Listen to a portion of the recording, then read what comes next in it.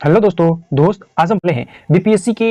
ठीक है, 17वीं बीपीएससी के सारे क्वेश्चंस। ठीक है, सारे क्वेश्चन डिस्कस करेंगे और वो सारे कंटेंट जो होंगे ना, खान सर के जो क्वेश्चन बैंक बनाया है बीपीएससी के लिए। ठीक है, वर्ष 92 से लेकर के 24 तक जितने एग्जाम हुए हैं उन सब का लिए जो क्वेश्चन बैंक बनाया है उसी क्वेश्चन बैंक से हम डिस्कस करेंगे। ठीक है, तो चलिए देर ना करते हुए हम लोग क्वेश्चन डिस्कस करना शुरू कर देते हैं। ठीक है, तो क्वेश्चन डिस्कस करते हैं। देखिए, ये जो क्वेश्चन है ना वो सारे 17वीं प्रारंभिक परीक्षा जो हुआ था कब किस तारीख को, तो 13 तारीख को दिसंबर में और 2024 में जो एग्जाम हुआ था उसमें जितने प्रश्न पूछे गए हैं उन सारे प्रश्नों को आज हम डिस्कस करेंगे। ठीक है, तो चलिए देर ना करते हुए हम लोग क्वेश्चन देखते हैं दोस्त। एक नंबर क्वेश्चन है क्या कि संविधान के किस संशोधन द्वारा एंग्लो इंडियन समुदाय के लिए आरक्षित 2 सीटों को समाप्त कर दिया गया।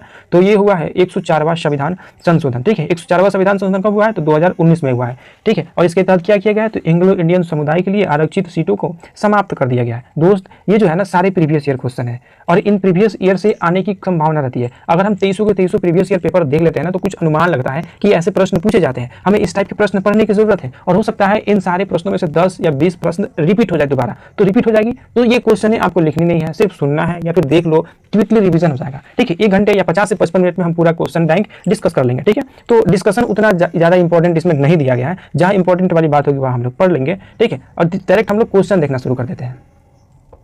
क्वेश्चन क्या है, तो दूसरा क्वेश्चन दिया गया है कि अनुच्छेद 243 की जे, ठीक है, के अंतर्गत पंचायत के लेखा प्रबंधन से संबंधित नियम कौन बनाता है।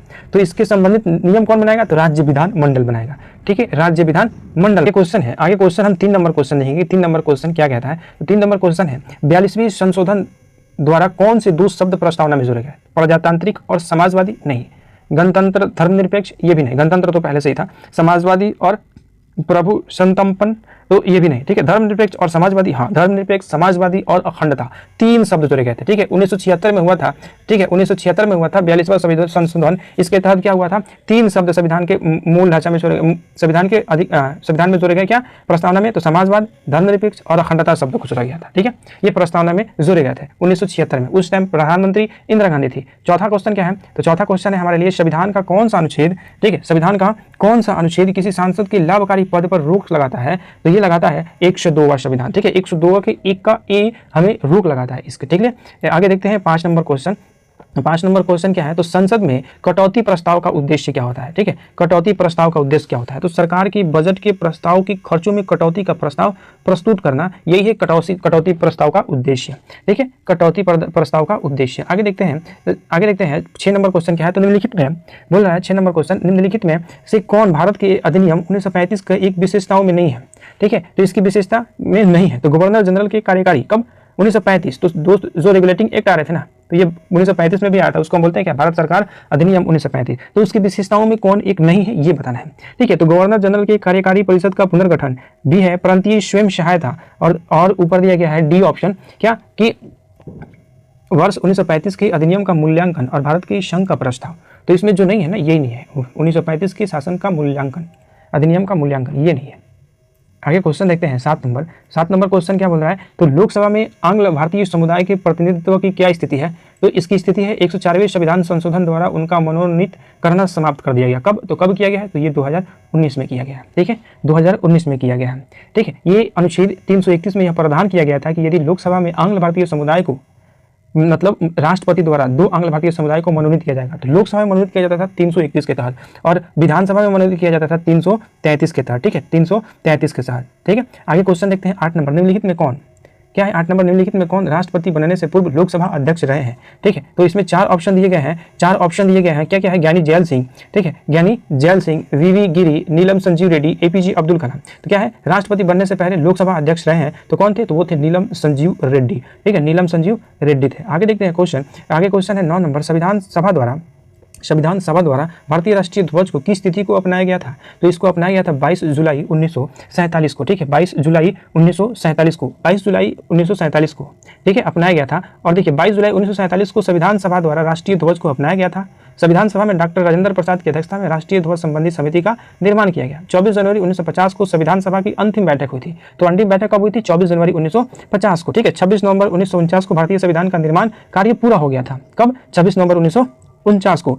ठीक है, और 16 अनुच्छेदों को उसी दिन लागू कर दिया गया था। किस दिन? तो कितने अनुच्छेद? 16। कब किया गया था? तो 26 नवंबर 1949 को। कुछ समय पश्चात यानी 26 जनवरी 1950 को संपूर्ण संविधान लागू कर दिया गया। तो संपूर्ण संविधान कब लागू हुआ? तो 26 जनवरी 1950 को। और तैयार कब हुआ था? तो 26 नवंबर 1949 को। ठीक है, आगे क्वेश्चन देखते हैं। मंत्रिपरिषद की संख्या को किस संवैधानिक संशोधन द्वारा लोकसभा सदस्यों की संख्या को 15% तय किया गया? तो 91वां संविधान संशोधन के तहत ये कब हुआ था? तो 2003 में हुआ था। उसमें तय कर दिया गया कि मंत्रिपरिषद होगा लोकसभा का 15% ही होगा। ठीक है, आगे देखते हैं 11 नंबर क्वेश्चन है। तो 11 नंबर क्वेश्चन क्या है? कितने समय में राज्यपाल की साधारण बिल को संबंधित विधानमंडल को पुनः विचार हेतु लौटा सकता है? तो वो लौटाएगा, कोई समय इसकी नहीं है। ठीक है, ये कभी भी लौटा सकता है। ठीक है, तो इसकी कोई समय सीमा निर्धारित नहीं की गई है। आगे है 12 नंबर क्वेश्चन है कि संविधान की 10वीं अनुसूची के संबंध में किस आधार पर राज्य विधानसभा आयोग का, दोस्त ये कट गया है आंसर, ये डिस्कशन पढ़ लेते हैं तो पता चल जाएगा। ठीक है, तो बोल रहा है क्या कि आगे है संविधान की 10वीं अनुसूची से संबंधित को छोड़कर अन्य किसी आधार पर राज्य विधानमंडल की योग्यता का निर्धारण सदैव राज्यपाल करता है। ठीक है, जबकि 10वां अनुसूची के तहत यदि निर्धारता को प्रश्न उठे तो विधानसभा का अध्यक्ष फैसला करता है। वर्ष 1992 के कियोतो होलोहन वाद में सुप्रीम कोर्ट ने अध्यक्ष के फैसले को न्यायिक समीक्षा का अधीन माना गया था। 73वां संविधान संशोधन कब हुआ था? 1992 में। ठीक है, तो आगे देखते हैं कितना नंबर क्वेश्चन, आगे देते हैं 13 नंबर क्वेश्चन। निम्नलिखित में से किस शासक ने हर्ष के समय असम पर शासन किया था? तो कौन था? तो भास्कर वर्मन था। ठीक है, भास्कर वर्मन था। आगे 14 नंबर क्वेश्चन क्या है? तो 14 नंबर क्वेश्चन है क्या कि मराठा शासन को अष्टप्रधान प्रणाली के तहत निम्नलिखित का मिलान करें। ठीक है, अष्ट प्रणाली का मिलान करें। तो मतलब सचिव कौन था? तो सचिव कहते थे हम, पत्रकार प्रभारी को सचिव कहते थे। पेशवा किसको कहते थे? तो पेशवा प्रधानमंत्री होता था। ठीक है, पेशवा प्रधानमंत्री था। सामंत कौन होता था? सामंत मतलब विदेश मंत्री होता था। अमात्य ये कौन होता था? ये वित्त मंत्री होता था। मतलब 2 1 4 3 2 1 4 3 यानी ऑप्शन ए हमारा राइट हो जाएगा। ठीक है, आगे देखते हैं 15 नंबर क्वेश्चन क्या है। तो 15 नंबर क्वेश्चन दिया है, चचनामा का फारसी में अनुवाद किसके द्वारा किया गया था? चचनामा का फारसी में अनुवाद किसके द्वारा किया गया था? तो मोहम्मद अली बिन अबू बकर सूफी के द्वारा किया गया था। ठीक है, मोहम्मद अली बिन अबू बकर सूफी के द्वारा किया गया था। चचनामा का किसमें? फारसी में अनुवाद किया गया था। 16 नंबर क्वेश्चन है किसान द्वारा विपत्तियों का सामना करने के उजागर करने के लिए शाहजानंद सरस्वती ने किस समाचार पत्र को प्रकाशित किया? तो उन्होंने किया लोक संग्रह को। ठीक है, किसानों के लिए लोक संग्रह को प्रकाशित किया। ठीक है, 17 नंबर क्वेश्चन क्या है? फराजी आंदोलन के संस्थापक कौन थे? तो फराजी आंदोलन के संस्थापक थे हाजी शरीयतुल्लाह। ठीक है, हाजी शरीयतुल्लाह थे। ठीक है, आगे है 18 नंबर क्वेश्चन, मलिक काफूर को हजार दिनारी के नाम से भी जाना जाता है। ये किसने खरीदा था इसे? तो इसे खरीदा था नुसरत खान ने खरीदा था। ठीक है, नुसरत खान ने खरीदा था। आगे देखते हैं क्वेश्चन, आगे क्वेश्चन है क्या 19 नंबर क्वेश्चन, ये क्या है? New chapels for the old किसने लिखा? तो ये एक बुक है और इस बुक को लिखा गया था अरविंदो घोष द्वारा। ठीक है, आगे है 20 नंबर क्वेश्चन। 20 नंबर क्वेश्चन क्या बोल रहा है कि भारतीय राष्ट्रीय कांग्रेस के पूर्व यानी भारतीय राष्ट्रीय कांग्रेस के वर्ष 1912 पटना अधिवेशन की अध्यक्षता किसने की? तो मजूमदार ने की थी। ठीक है, आर एन माधोलकर ने किया था। मजूमदार ने नहीं की थी। मजूमदार ने तो 1916 वाला किया था। ठीक है, और 1916 में कहाँ हुआ था? आप लोग कमेंट करके जरूर बताएं।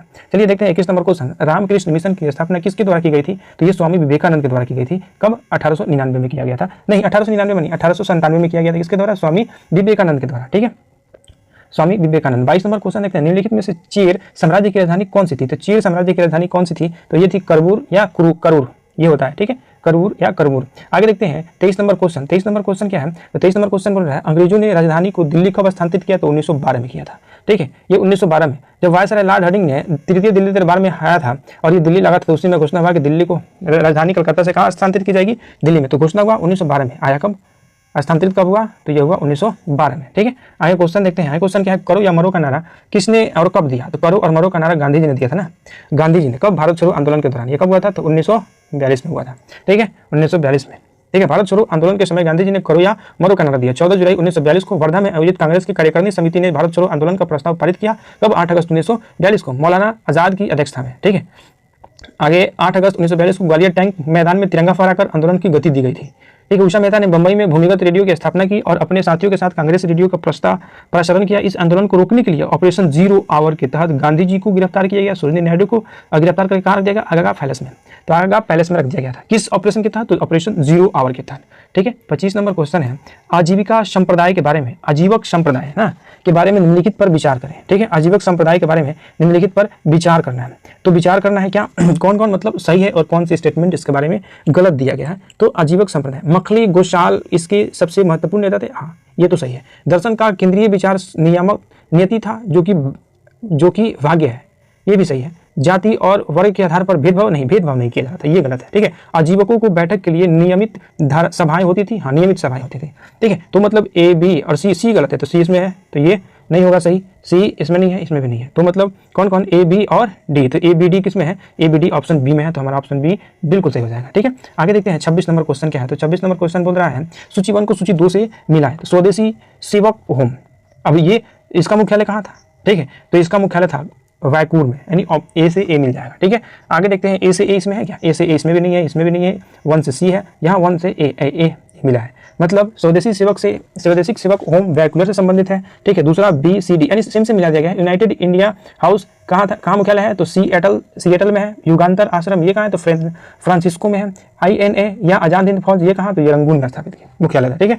आगे देखते हैं क्वेश्चन 27 नंबर क्वेश्चन है, मुस्लिम लीग ने प्रत्यक्ष कार्रवाई दिवस, ठीक है। मुस्लिम लीग ने प्रत्यक्ष कार्रवाई दिवस कब मनाए थे, तो 16 अगस्त 1946 को मनाया गया था मुस्लिम लीग द्वारा, ठीक है, प्रत्यक्ष कार्रवाई दिवस। आगे देखते हैं, आगे 27 नंबर, तो ये 29 नंबर क्वेश्चन है ना, तो अभी हमें देखना क्या 28 नंबर क्वेश्चन, ठीक है। तो बोल रहा है कि अमरकोश के अनुसार भूमि के प्रकारों पर विचार करें, ठीक है। अमरकोश के अनुसार भूमि के प्रकारों पर विचार करें, तो उर्वरा, तो ये उपजाऊ उर्वरा भूमि क्या है, तो ये उपजाऊ भूमि है।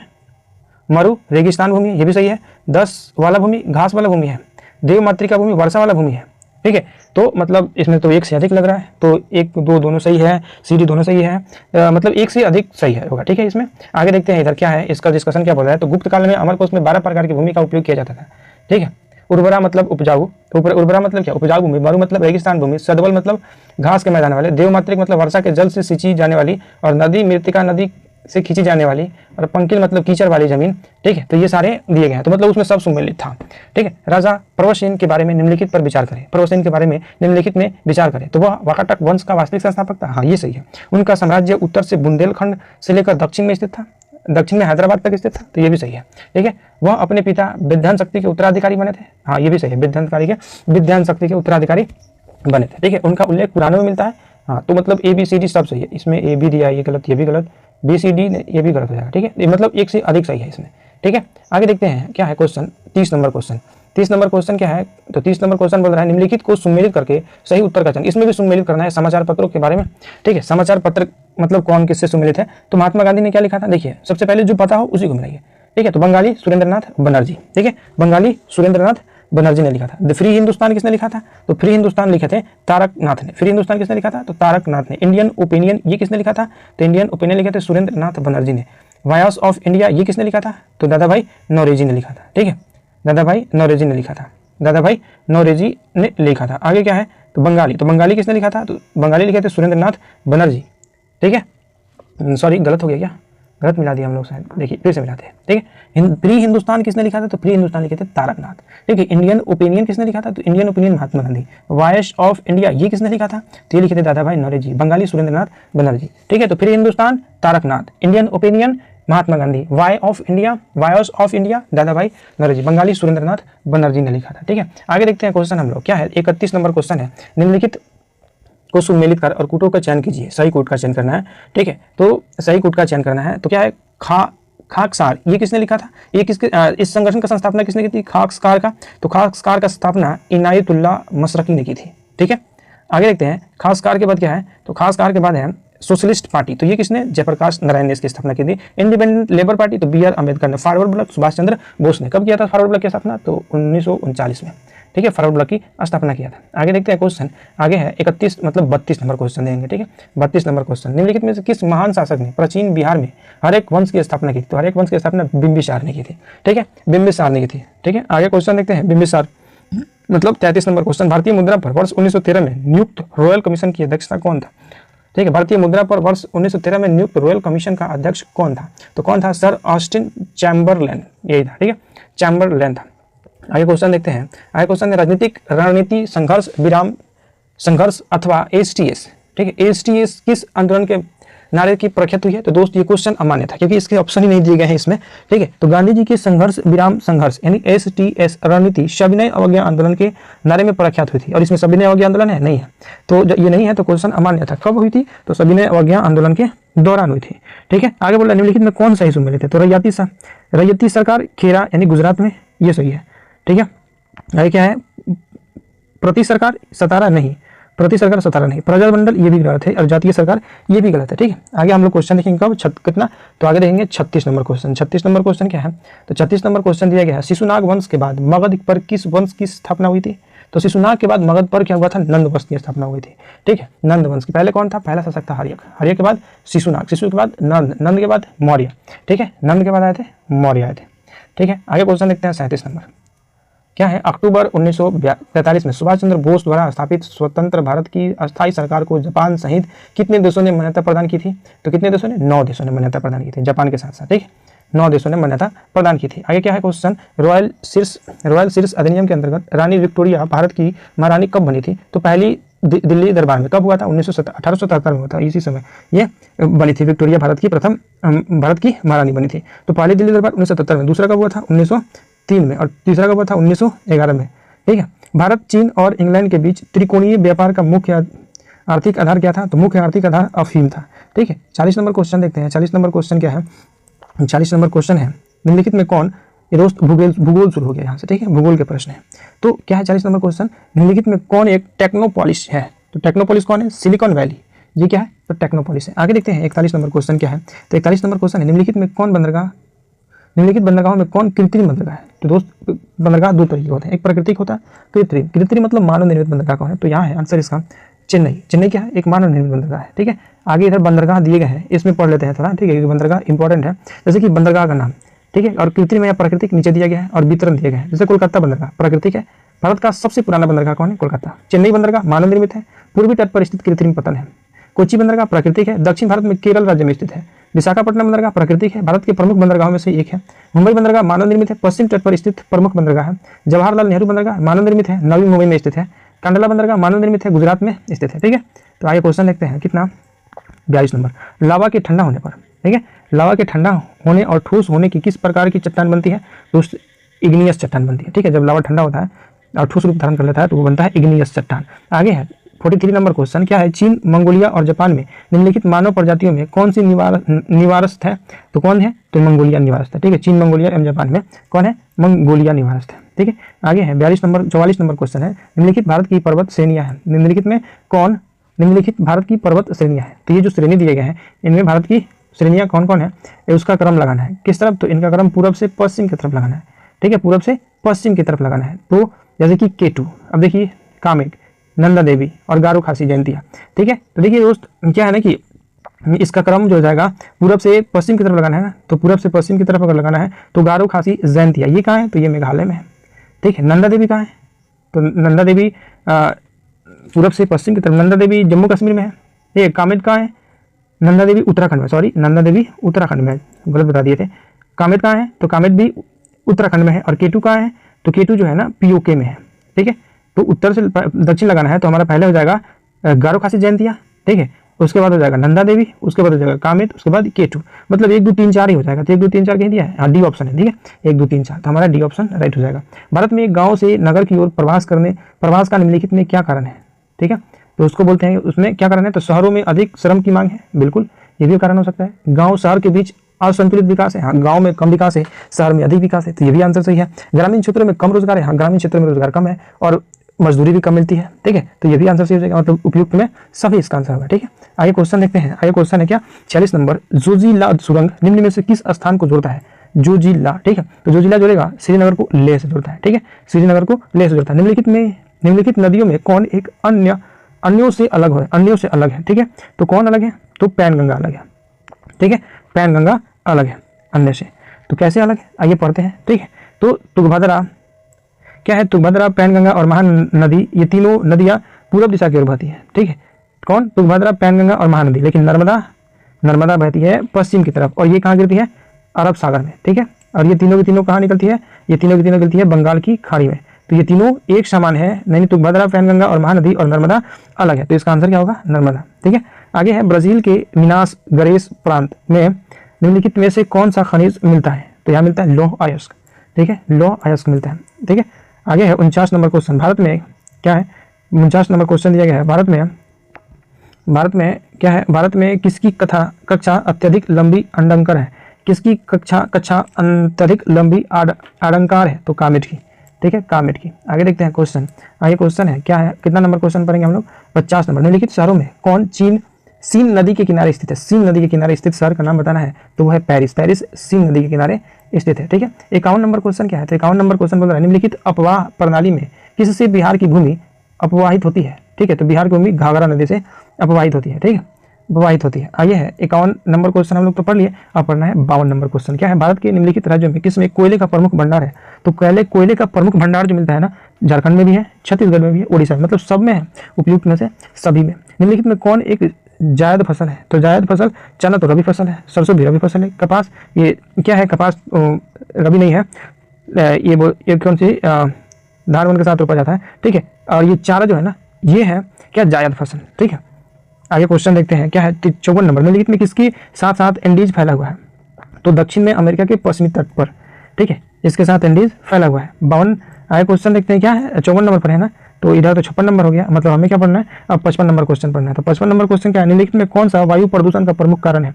जीवाश्म ईंधन का जलना वायु प्रदूषण का प्रमुख कारण है। ठीक है, आगे 56 नंबर क्वेश्चन है अर्थव्यवस्था से। अब अर्थव्यवस्था आ गया। ठीक है, सांख्यिकी और कार्यक्रम कार्यान्वयन मंत्रालय के औद्योगिक उत्पादन सूचकांक IPP आंकड़ों के अनुसार वित्तीय वर्ष 2022-23 में किन सूचकांकों का महत्वपूर्ण वृद्धि देखी गई है। तो देखी गई है पूंजी वस्तु एवं बुनियादी ढांचा निर्माण वस्तु में। ठीक है, आगे देखते हैं क्रिसिल की रेटिंग रिपोर्ट के अनुसार। ठीक है, वित्तीय वर्ष 2030 तक भारत में कॉर्पोरेट बॉन्ड बाजार कितना बढ़ने की उम्मीद है। ठीक है, तो ये 120 से 150 लाख करोड़। ठीक है, ये दोस्त थोड़ा क्या है ना कि इकोनॉमिक्स में करंट टाइप का क्वेश्चन भी पूछ देता है। ठीक है, करंट टाइप का क्वेश्चन भी पूछ देता है, तो उस टाइम का अपडेटेड क्वेश्चन पढ़ना होगा। जैसे अभी होगा तो अभी का अपडेटेड क्वेश्चन पढ़ना होगा। बोल रहा है कि आर्थिक सर्वेक्षण 2023-24 के अनुसार वित्तीय वर्ष 2023-24 में वर्तमान कीमतों पर कृषि उद्योग सेवा क्षेत्र का कुल सकल मूल्य वर्धित योगदान कितना है। तो ये था ये कितना था, तो 17.7। ठीक है, और इसका 27.6 और 54.7 था। ठीक है, आगे क्वेश्चन देखते हैं। आगे है 59 नंबर क्वेश्चन। ठीक है, 59 नंबर क्वेश्चन इधर कितना है, 60 नंबर क्वेश्चन। तो 59 नंबर क्वेश्चन नीचे दिया होगा क्या है, राष्ट्रीय प्रतिवर्ष सर्वेक्षण कार्यालय के अनुसार 2017 से 18 और 22-23 तक महिला श्रम भागीदारी दर में कितनी वृद्धि हुई है। तो ये 23.3 से 37.3 तक। ठीक है, आगे देखते हैं 60 नंबर क्वेश्चन। यही रहा 60 नंबर क्वेश्चन। क्या है, तो भारतीय रिजर्व बैंक के अनुसार वित्तीय वर्ष 2025 के लिए हेडलाइन मुद्रास्फीति का अनुपात क्या है। तो ये देखिए, ये करंट वाला क्वेश्चन है। ठीक है, 2024 का पूछ रहा है, तो ये भी इसमें इसका आंसर नहीं दिया है, तो ये भी अमान्य घोषित कर दिया गया। ठीक है, इसमें क्या है, अब आगे है CGTSSI का पूरा रूप क्या है। तो इसका पूरा रूप हो जाता है credit guarantee fund trust for micro and small enterprises.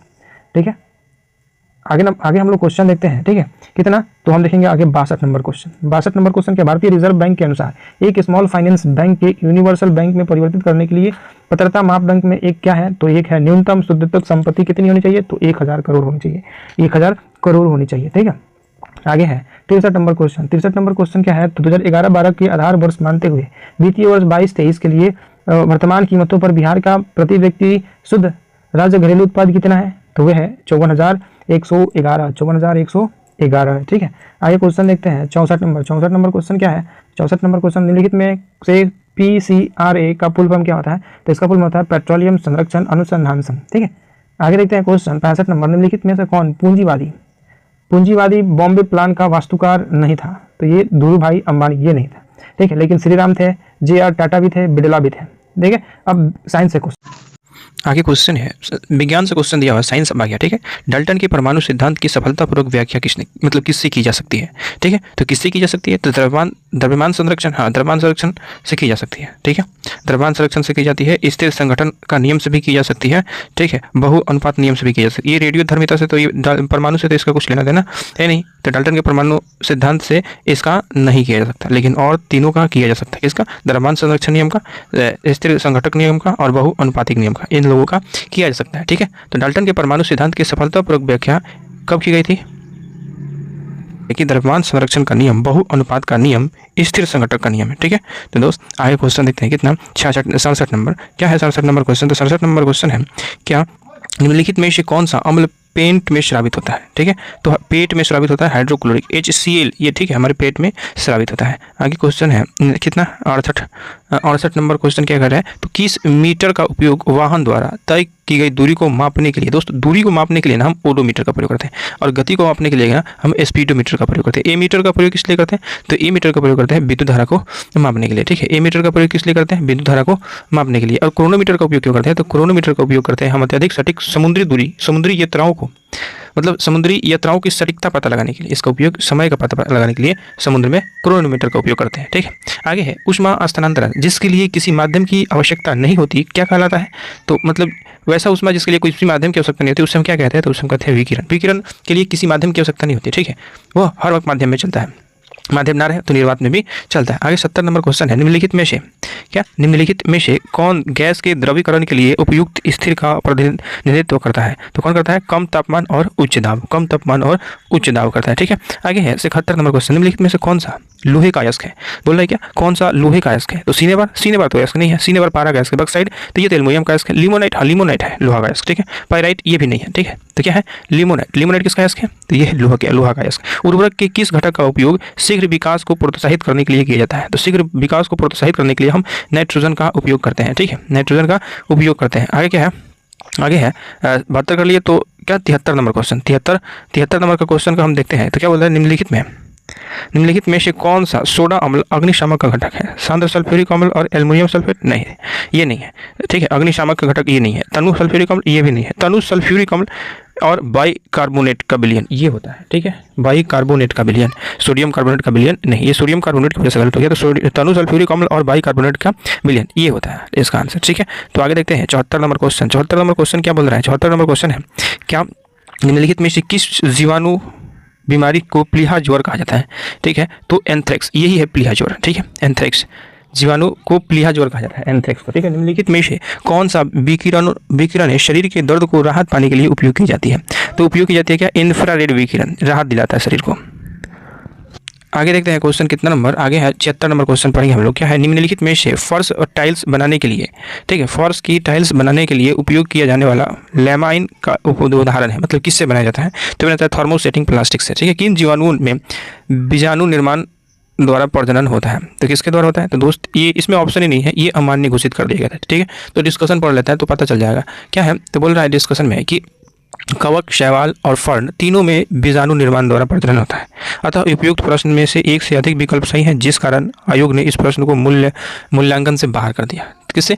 कवक से भी होते हैं, शैवाल से भी होते हैं, फर्न से भी होते हैं, और खमीर से नहीं होते। तो मतलब 3 ऑप्शन दिए गए हैं, 4 दिए गए हैं, 3 से होते हैं, और ऐसा कोई ऑप्शन ही नहीं है कि तीनों ए बी डी या फिर एक से अधिक, ऐसा कोई ऑप्शन नहीं है। तो इसलिए ये मान्य घोषित कर दिया गया, ठीक है। निम्नलिखित में से प्रथम कृत्रिम तैयार किया गया तत्व कौन है? ठीक है, वैसा तत्व जिसे सर्वप्रथम तैयार किया गया था वो था, ठीक है, इसको बोलते हैं क्या? टेक्नेटियम, यही होता है टेक्नेटियम, ठीक है।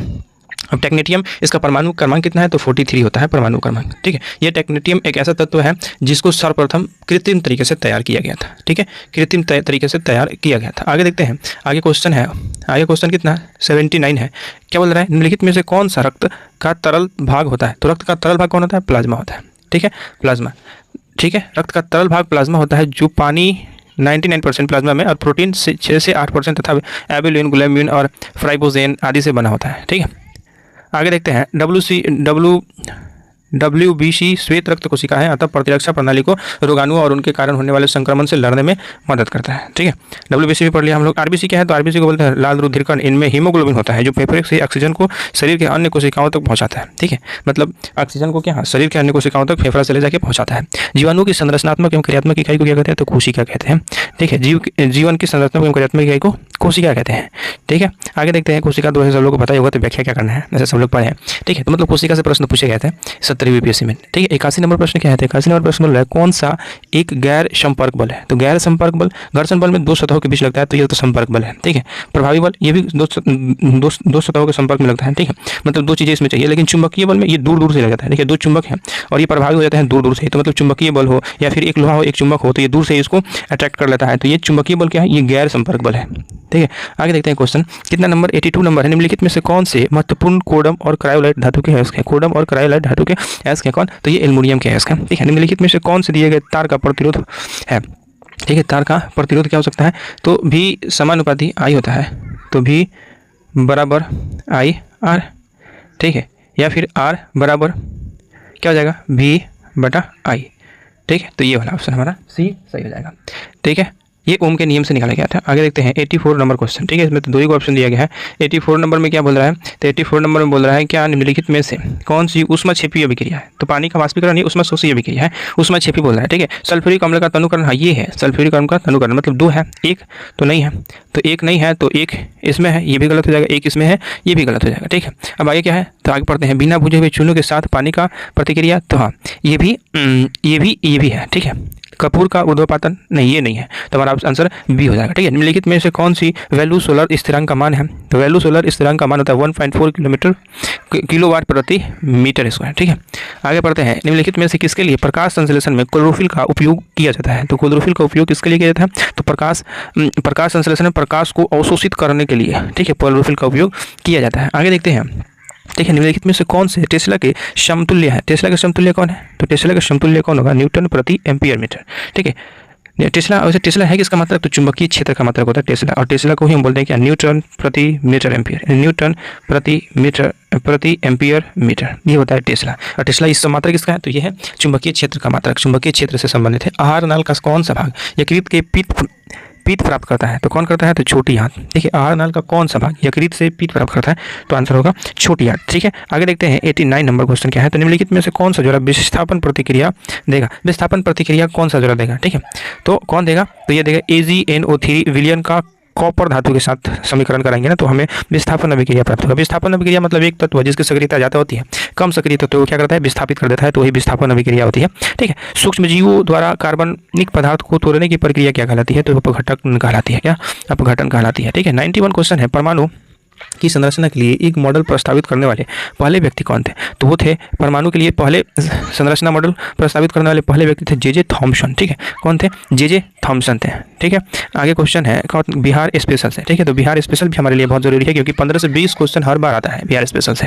ठीक है, तो इसको पढ़ते हैं। तो बिहार स्पेशल में क्वेश्चन दिया गया था कि जैसे कि सूची 1 को सूची 2 से मिलाना था। वैशाली किस लिए प्रसिद्ध है, वहाँ क्या मिलता है। ठीक है, भागलपुर, जमुई और मधेपुरा, तो जमुई में तो सोना मिलता है, ये सबको पता ही होगा। ठीक है, भागलपुर में तो रेशम वस्त्र यानी सिल्क सिटी कहते हैं। ठीक है, और मधेपुरा में, अब देखिए, तो मधेपुरा में रेल डिब्बा कारखाना है। क्या है, मधेपुरा में रेल डिब्बा कारखाना है। और वैशाली में क्या है, पुष्प उत्पादन होता है, पुष्प उत्पादन वैशाली में। तो क्या हो जाएगा हमारा 4 1 2 3, 4 1 2 3, मतलब सी हमारा आंसर हो जाएगा। ठीक है, मतलब वैशाली में पुष्प उत्पादन होता है, भागलपुर में रेशम ऋतुशास्त्र, जमुई में सोना, मधेपुरा में रेल डिब्बा कारखाना है। ठीक है, आगे क्वेश्चन देखते हैं। आगे क्वेश्चन कितना नंबर है, 93 है। बिहार राज्य, क्या बिहार राज्य जल विद्युत शक्ति निगम की स्थापना निम्नलिखित में से किस वर्ष की गई थी, तो ये किया गया था 1982 में। कब, 1982 में किया गया था। ठीक है, आगे क्वेश्चन है, क्या है, अंग्रेजी नीतियों की आलोचना कृति गरीब हिंदुस्तान, जिसे बिहार में 1930 में अंग्रेजों ने प्रतिबंधित किया, के लेखक थे, कौन थे, मोहम्मद अली हसन थे। बिहार में भारतीय राष्ट्रीय कांग्रेस के 100 वर्ष किसके द्वारा संपादित है, तो बिहार में भारतीय राष्ट्रीय कांग्रेस के 100 वर्ष किसके द्वारा संपादित किया गया, तो वो किया गया था PN ओझा के द्वारा। ठीक है, PN ओझा के द्वारा। बिहार में प्रकाशित प्रथम हिंदी दैनिक समाचार पत्र कौन है, तो प्रथम हिंदी दैनिक समाचार पत्र हित सर्वहित ऐसे। ठीक है, सर्वहित ऐसे। ठीक है, आगे क्वेश्चन देखते हैं 97 2011 की जनगणना के अनुसार बिहार में निम्नलिखित में किस जिले में किसमें अनुसूचित जनजाति जनसंख्या का प्रतिशत सर्वाधिक है, तो वो है कटिहार में। ठीक है, क्या है, अनुसूचित जनजाति की जनसंख्या। ठीक है, कहाँ, कटिहार में है। बिहार बजट 2024-25 में किस क्षेत्र का सबसे अधिक आवंटन प्राप्त हुआ है, तो वो हुआ है शिक्षा से संबंधित आवंटन सबसे अधिक प्राप्त हुआ है। ठीक है, आगे क्वेश्चन है, बजट सही दिया गया है। बिहार में विष्णुपद योजना के अंतर्गत पर्यटक को बढ़ावा देने के लिए 2024 के केंद्रीय बजट में निम्नलिखित में से किस केंद्र को प्रभावित किया गया है, तो किस केंद्र को, तो गया को प्रभावित किया गया है। ठीक है, आगे क्वेश्चन है। आगे क्वेश्चन देखते हैं कितना है, 99 है, तो आगे 100 नंबर देंगे। सिख तीर्थ स्थल तख्त, ठीक है, सिख तीर्थ स्थल तख्त श्री हरि मंदिर जी पटना साहिब, जिसे दूसरा सबसे पवित्र तख्त माना गया है, स्थित है। तो ये कहाँ स्थित है, तो पटना में स्थित है। बिहुला महोत्सव विशेष रूप से प्रत्येक वर्ष अगस्त के महीने में बिहार के निम्नलिखित में से किस जिले में मनाया जाता है, तो भागलपुर में मनाया जाता है। ठीक है, भागलपुर में। क्या, बिहुला कहाँ मनाया जाता है, तो भागलपुर में मनाया जाता है। भागलपुर को हम सिल्क सिटी भी कहते हैं।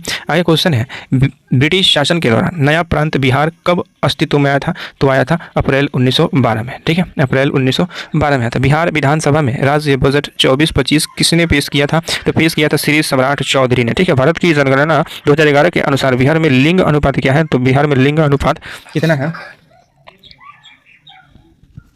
918 है। ठीक है, आगे प्रश्न देखते हैं हम लोग 105। ठीक है, 105 नंबर प्रश्न क्या है, 105 ये 106 रहा तो 105 क्या होगा, नीचे है। ठीक है, बोल रहा है क्या, बिहार राज्य में पहली बार ग्रीन बजट कब पेश किया गया, तो बिहार में पहली बार ग्रीन बजट 2021 में पेश किया गया था।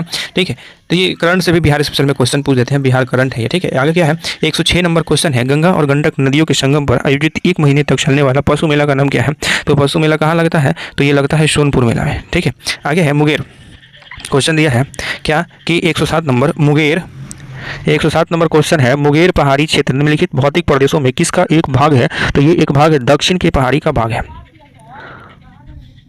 दक्षिण पहाड़ी का भाग है। बिहार में सकल घरेलू उत्पाद में कृषि का कितना योगदान है, तो सकल घरेलू उत्पाद में कृषि का योगदान, इसमें कोई ऑप्शन ही नहीं दिया है। ठीक है, प्रश्न में वित्तीय वर्ष के उल्लेख न होने के कारण आयोग ने इस प्रश्न को मूल्यांकन से बाहर कर दिया था। ठीक है, आगे देखते हैं, वर्ष 2015 की बिहार राज्य सरकार अधिसूचना में किस समुदाय को अनुसूचित जाति के रूप में वर्गीकृत किया गया, जिसे जुलाई 2024 में सुप्रीम कोर्ट ने यह कहते हुए रद्द कर दिया कि राज्य संविधान के अनुच्छेद 341 के तहत प्रकाशित एससी सूची में बदलाव नहीं कर सकती है, यानी ताती तातवा। ठीक है, ताती तातवा, इन्हें फिर किस में डाल दिया गया, तो ईबीसी में डाल दिया गया है। ठीक है, पहले एससी में था।